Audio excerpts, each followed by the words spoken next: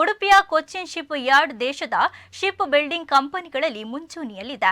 10 ದಿನಗಳ ಹಿಂದೆ ನಾರ್ವೆಗೆ ಒಂದು ಸರಕು ಸಾಗಾಣಿಕೆಗೆ ಹಡಗನ್ನ ಉಡುಪಿಯ ಮಲ್ಪೆ ಕಡಲ ತೀರದಿಂದ ರವಾನೆ ಮಾಡಲಾಗಿತ್ತು.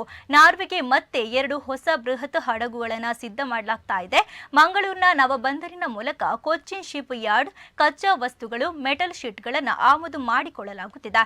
ಮೇಕ್ ಇನ್ ಇಂಡಿಯಾ ಯೋಜನೆಯಡಿ ಈ ವರ್ಷದಲ್ಲಿ 2 ಹಡಗುಗಳನ್ನು ನಿರ್ಮಾಣ ಮಾಡಲು ನಾರ್ವೆ ಜೊತೆ ಒಡಂಬಡಿಕೆಗೆ ಸಹಿ ಮಾಡಿದೆ.